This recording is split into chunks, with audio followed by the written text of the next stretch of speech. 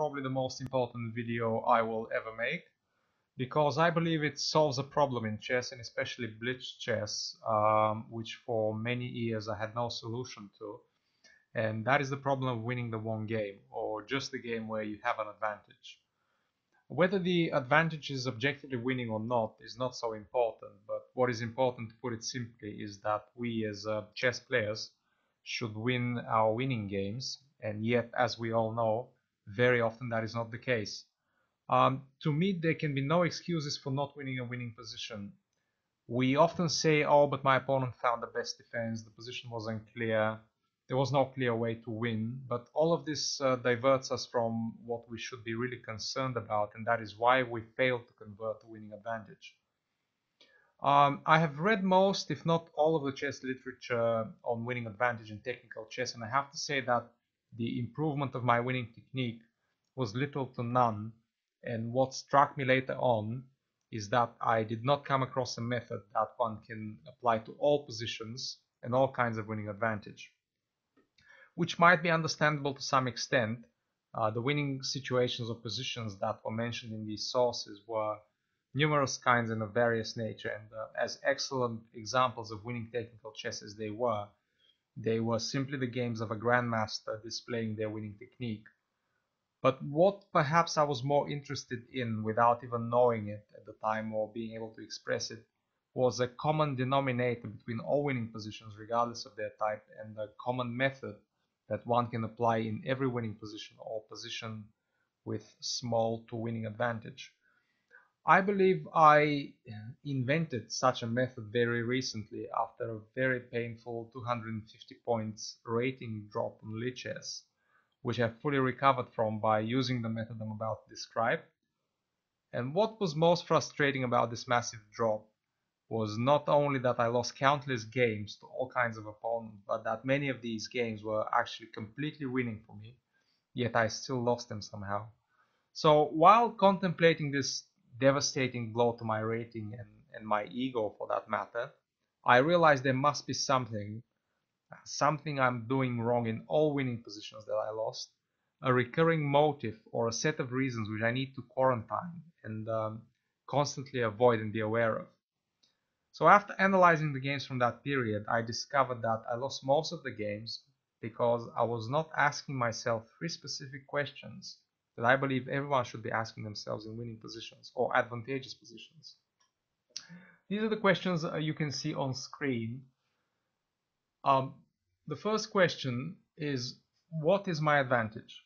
In other words, have I correctly qualified my advantage? Is it extra material, better position, pressure, initiative, activity, space, some sort of a fixed weakness in my opponent's position, or anything else you can come up with? It's very often we only think we have a certain advantage only to find out in the post-mortem analysis that there was something much better in the position and we had a much better way of going about things. And in my opinion, this happens precisely because we did not ask ourselves this very simple question: what is my advantage? The second question, the second step in this method is, what is the most desperate thing that my opponent can attempt, and how would he play if I did not have the advantage? How often do we blow winning positions because we did not take into account exactly this? Our opponent goes for broke because they can see if they do not take drastic measures, they will probably end up losing and play as if they have nothing to lose. We, on the other hand, however, think we're winning completely and overlook some of their more desperate but potentially devastating options and end up losing instead. So once the answer to these two questions have been given and have been measured up against each other, it's time to decide how to finish it all off and how to collect the full point. In my opinion, the most crucial to the success of this method step is the final one. And that is the third question you can see. Which of the following three ways of realizing the advantage should I begin with? Activation, consolidation, or trade down. Now I could have substituted activation and consolidation for attack and defense, but activation and consolidation include many more things in them, and I think it's important to see them as concepts encompassing way more than just attack and defense. I'll explain why that is important later. So activation, this could be in a direct attack against the opponent. Improvement of one or more pieces, activating the right pieces required to further amplify the advantage. Consolidation could be improving or bringing a previously disconnected piece into the game. Defense against an attack by the opponent.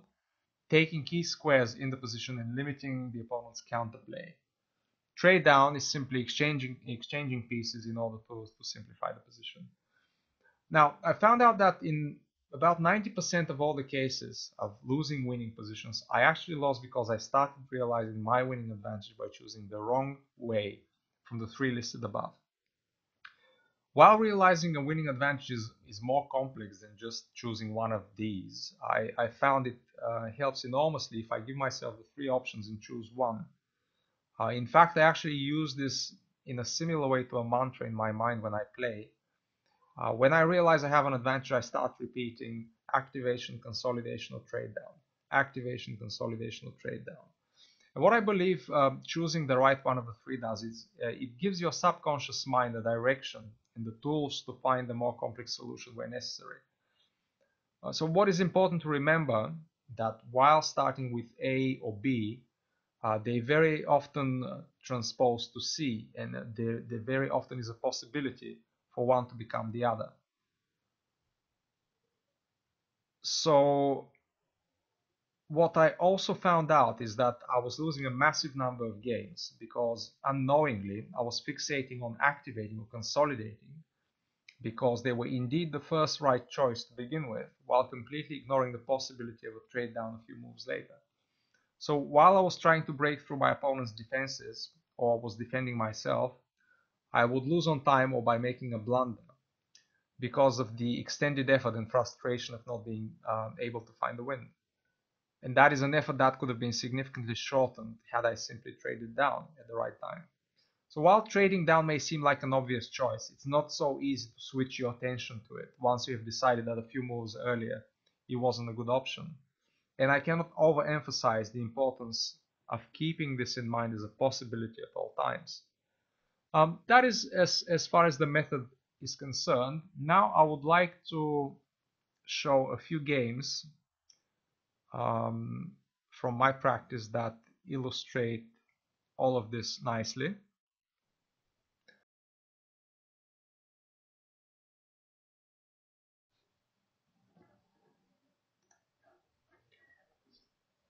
Now, this is the position from the first game. I'm playing white here, and I have 2 pawns for the piece. In other words, I'm down a pawn.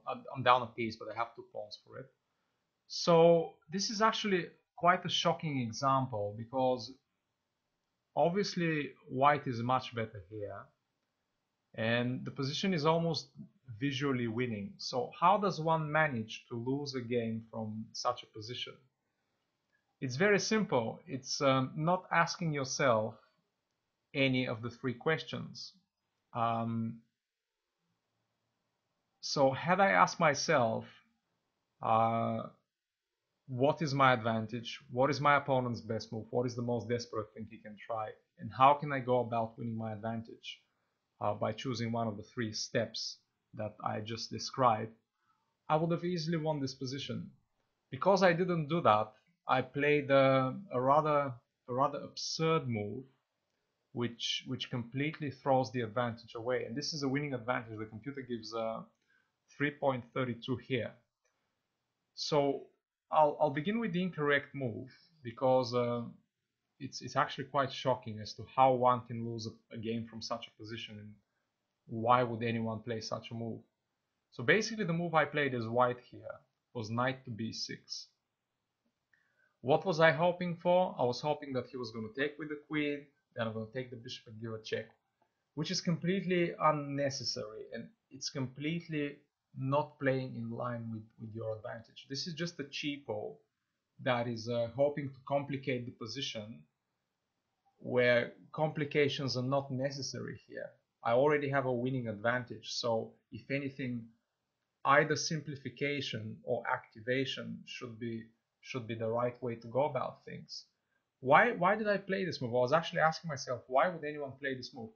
Perhaps I wanted to confuse the issue somehow because I was afraid that he was going to play knight to e4 and somehow block the position for my rooks, and without the rooks I did not think I can actually win this. So let's actually see how the game was lost because of this completely inadequate move.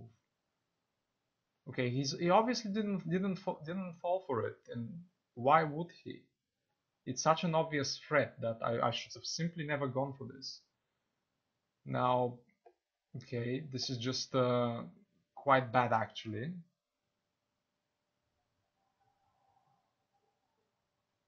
Because after all the exchanges, I've just lost the piece basically, and I have absolutely no way of winning this. So this was completely throwing the advantage away, and I to this day cannot comprehend why I would play in this way. So what is the right way to win this position? And keep the three questions in mind, and keep the three possible ways of realizing your winning advantage. So this is the starting position. You can actually look at this as a test for yourself. You can pause the video and try and find the best move here.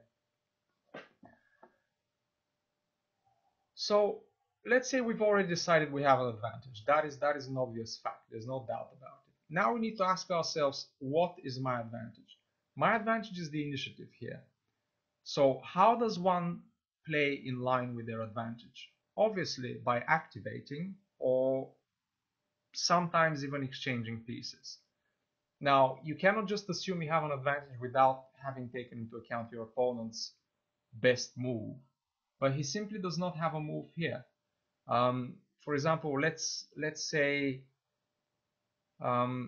his most active move, or most, say, defensive move, is knight to e4. But visually, even after knight to e4, I'm still way too active.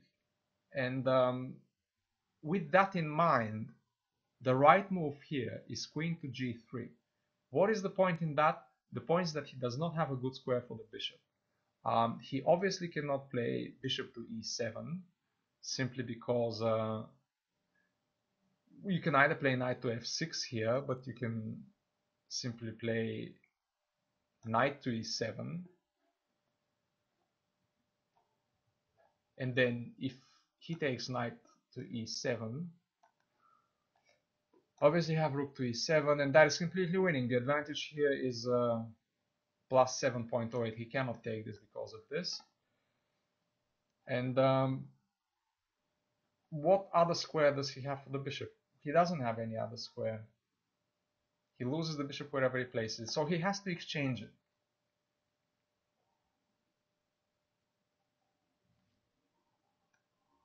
Once he exchanges it, it becomes obvious as to why this was the right way to play it. So you don't even need to calculate in this position. You need to know that you simply need to play in line with your advantage.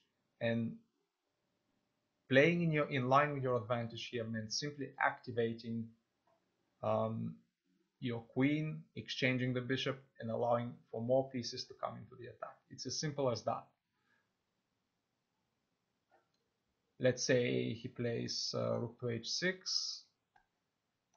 You have knight to g6, and his only move is to take this. And now again, this is completely winning. Now the material is roughly equal, but his position is rather hopeless.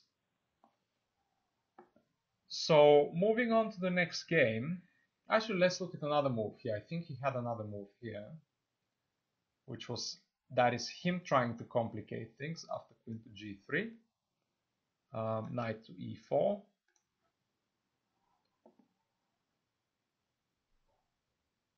But then I have this exchange. If he tries to take this, I have knight to f4, fe4, knight g6, and once again he has this completely losing position. Let's say that is his only move, then I'm just collecting the rook. And then basically 2 pawns up and his king is exposed. So again, completely hopeless position, and it is so easy to see how answering the 3 questions described in the method I just showed you would have simply led to an easy win. So let's have a look at the next game. Now this is even a more shocking example. I am playing white here, and I'm obviously threatening his queen. So he plays queen to c5. What do I play here? Once again, it is at this point that we should be asking ourselves, what is my advantage? What is my opponent's best move? And which of the 3 ways, activation, consolidation, or trade down, should I go about? Should I choose in order to win the game? And this is very obvious. I'm very active here. All of my pieces are developed, while he has 2 undeveloped pieces. His king is way more exposed than mine. His pieces are somewhat uncoordinated because this queen sort of has to stay on this diagonal to protect the rook, because if the knight moves at some point, the rook is hanging. So once again, the move I played is completely inadequate and is simply not in line with the requirements of this position.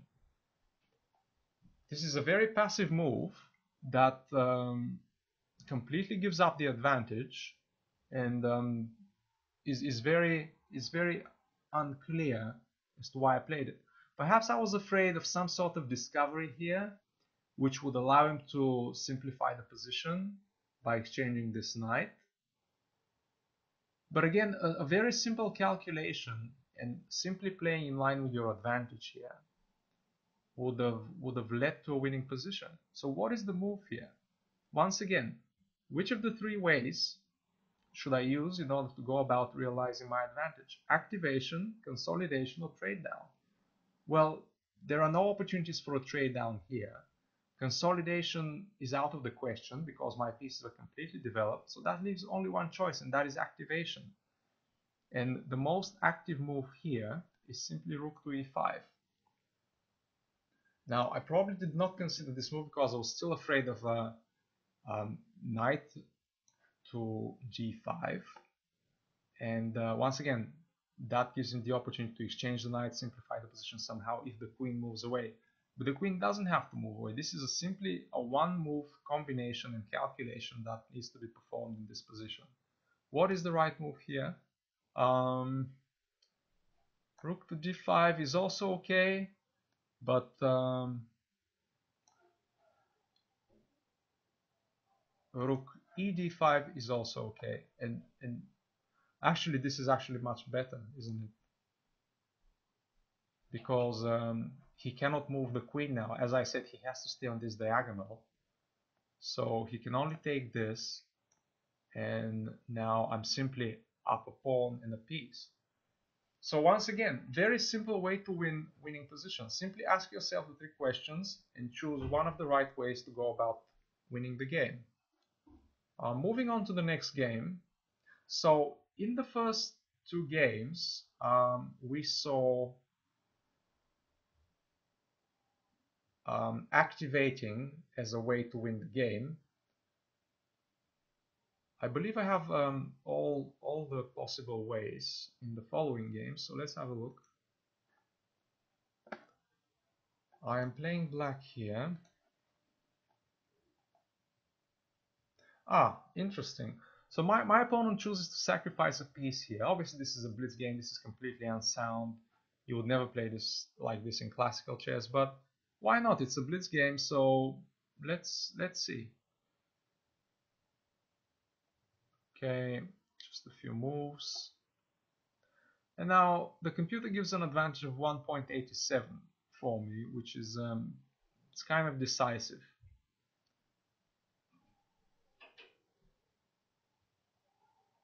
It's kind of decisive. Okay.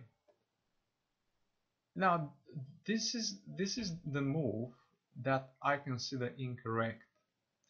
What was I thinking when I played this move? I thought he has some dark square weaknesses here, so I am somehow going to be able to place a bishop on f4 and just checkmate him, or become extremely active and not give him any counterplay, or any way to realize his initiative, or somehow exploit the exposed position of my king. So why is this not a good move? Because once again, this is not playing in line with your advantage. What is my advantage here? My advantage is an extra piece. What is the most obvious way to realize extra material? It's simply by trading down. So even though the computer does not dislike queen to h4, I think the better move here is knight to c6. Why is that? Because that is his most active piece. And in positions where you're up material, you should be aiming to exchange the opponent's most active piece. And now, if he let's say he continues with his attack, and I was actually afraid of this move, that's why I played queen to h4. But again, this leads to absolutely nothing. The computer actually even gives queen b6, which moves the queen away from the defense of the king. And that kind of shows you why this was the better move, because it simply limits his possibilities for an attack against my king.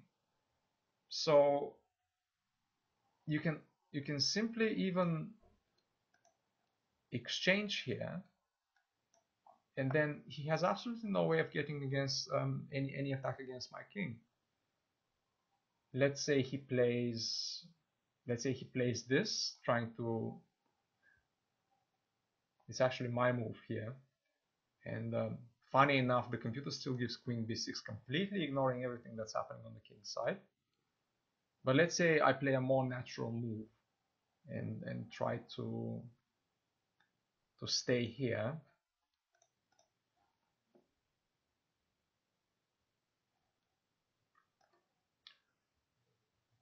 Knight c3, knight takes c3, b takes c3, d5, and this is still an advantage for me, while he has no clear way of making any progress. So let's say he tries this. Then I simply take ef5, and that's it. That's it pretty much. King h6, and now again a winning advantage, 2.22. So once again, why was this game lost? And actually I want to show you how the game was lost. It was lost in a spectacular way. It was lost simply because this piece was not exchanged. So let's see what happens after queen h4. That's the move I played in the game. Okay.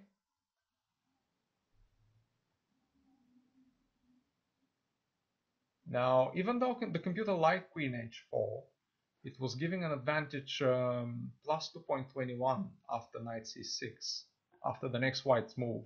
And after next white's move, the advantage is only 1.74 for black, which means that knight to c6 was simply the better move. But anyway, the move here is this, because this gives a check, and obviously he needs to take this, and then this is completely winning. Even though he can play f6, there's still not much to play for here as white. But what did I play in the game? I took this because I did not like the complications arising after, say, I simply did not see bishop to e3. That's one of the things. But let's say if you exchange, that leads to a much smaller advantage for black, because he simply gives a check first, king f7, queen c1, and now this is kind of uncomfortable because I can take here, but then this is a somewhat uncomfortable position for the king. He still has two knights. He can somehow try and escape with the king on the queen side, and again the advantage here is only plus 0.9. So let's go back to queen h4.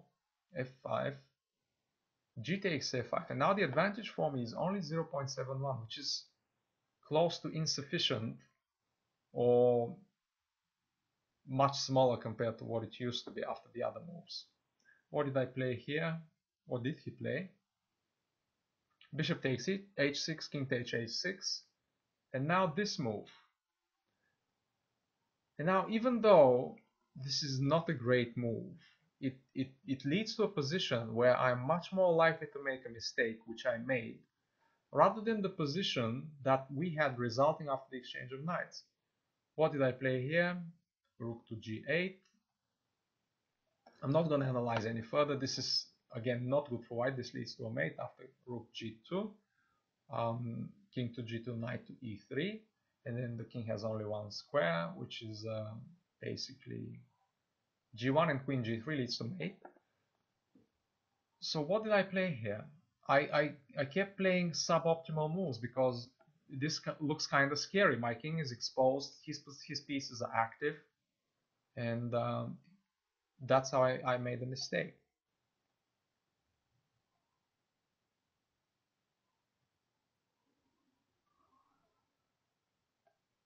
Now he should have simply taken here rook f4, and that's completely winning for him.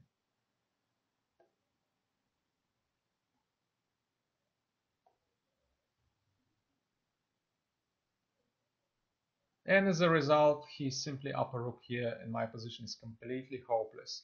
Now, even though there were options to somehow save the game, I put myself in a position which was very unpleasant to play, and where I was much more likely to make a mistake.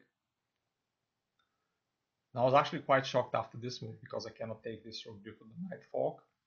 And once again, this game was lost precisely because I chose one of the three steps that wasn't correct on this occasion. When you have the choice of activation, consolidation, or trade down, the trade down was simply the best option here. Right, next game. I have just two more examples, I believe. I just wanted to show all the possible ways that you can lose as a result of not asking yourself the three questions and not choosing the right way of going about winning your one game. So let's see, I'm playing black here.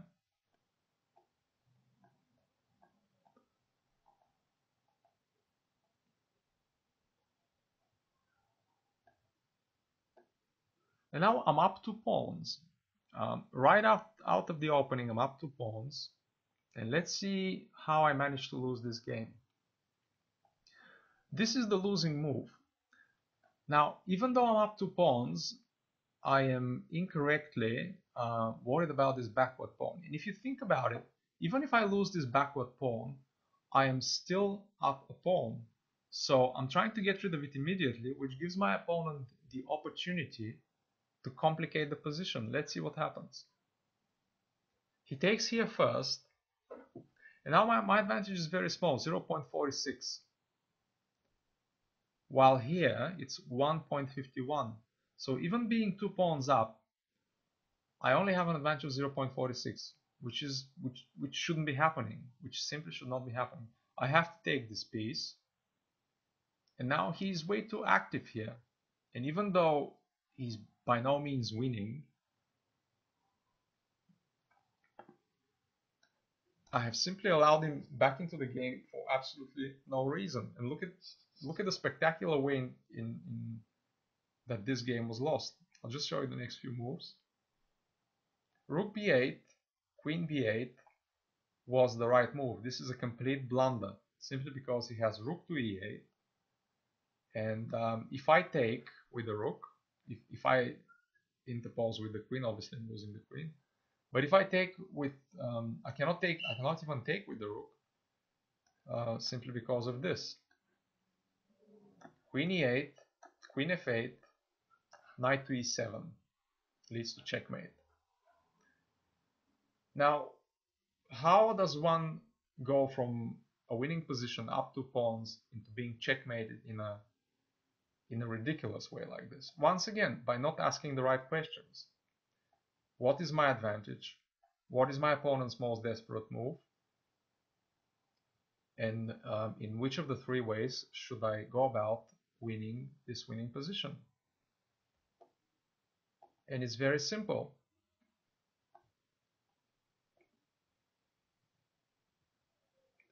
What is actually needed in this position is a simple consolidating move, allowing your development to be the same as your opponent's development. So what is the difference between our development here? The difference is that his queen is out and his rooks are connected. My queen is not out and my rooks are not connected, so I'm much less active here. What is the right move? It's the simple queen f6. After which I'm simply up 2 pawns. Our development is exactly the same, and there should be a very easy way to win this game. For example, I can just place the rooks on the open files somehow, and even push this pawn at the right time, and this should be easily winning 2 pawns up. I would actually even say that his king is more exposed than mine at the same time, and his queen is misplaced. So that's that for that game. We haven't seen an example where consolidation was the right way to go about things. And now let's look at the next game. I believe this is the last example. So I'm playing black here, and I already have a huge advantage because I'm winning a pawn. So I'm simply up a pawn here.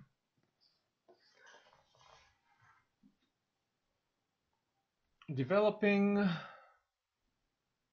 exchanging while being up a pawn, that is correct. Now I'm trying to, obviously the way here to win would be to create some sort of a pass pawn, because on top of being a pawn up, he has this isolated weak pawn. So I'm hoping for some sort of a pawn push here, which is the correct way to think and play. But I'm beginning to go adrift in just a couple of moves. Okay, this is still correct. This maintains the advantage. This is all fine. This is all fine. Bishop to h3, trying to inflict miscoordination on his pieces and basically put these rooks on this diagonal where something may happen with the dark squared bishop. And now, what is the move I play here? The move is c4, which is completely incorrect. And once again, we need to ask ourselves, first of all, what is my advantage? I'm simply up a pawn. Is that an advantage? Yes, it is. Is my king's position so bad? No, it's not. So therefore, I still have the advantage. The problem is that my king is somewhat exposed. So if you play a move like this while having your king exposed, you're just asking for trouble. So had I asked myself what is my advantage and what is my opponent's most desperate move, it does not even have to be a desperate move. What is my opponent's plan? What is the only thing he can play for here? Well, the only thing he can play for here is an attack against my king. Therefore, you have the two questions. What is my advantage and what is my opponent's plan? Which of these two will I act on first? Now, my advantage is not going anywhere. I will be up a pawn. I will have the possibility to create this pass pawn at any point in the game. Therefore, I should be more concerned about my opponent's plan. That is an attack against my king. So a simple consolidating move here would have won the game. And that is a move like either f6. It might seem like a weakening move, but it's actually not, because the light squares are completely covered by the queen and the bishop, and he does not have a light square bishop at the same time. Or simply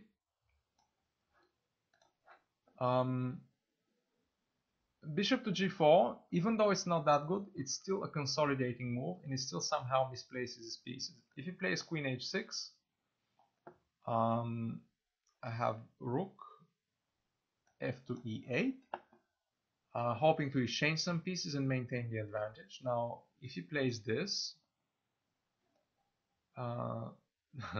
that move is not that great, because it kind of disconnects his bishop and his other pieces from the attack, and the advantage here is actually much bigger for me, 1.37. And I'm simply pushing the queen away, and then I will at some point push c4 and proceed with the advantage as I mentioned. So that is why consolidating in this position was so important. Let's see how the game was actually lost because I did not consolidate, which is what I should have done. Now the advantage here now is much smaller for me. It's just 0.57, which is insufficient to claim a clear win or a clear winning position. Now after this move, I thought I had simply pinned the rook in the king, but that is not true because he has the simple d4, and now it's a bit too late for that move. Exchanging, bishop d4, king g2, bishop g7.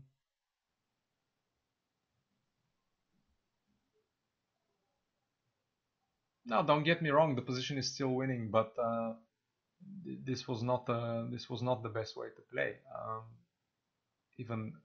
Even logically, even without calculating or trying to visualize all this stuff, consolidation was the most obvious option. And now I simply missed queen b7, but again, I'm getting myself into a position where I'm more likely to make a mistake, where a lot of the pieces have been exchanged, and he has somehow managed to consolidate. He actually has. He's put the rooks on this file. His bishop is more active than mine, and obviously still have a passed pawn, but this is a blitz game, so anything can happen. So I play this move.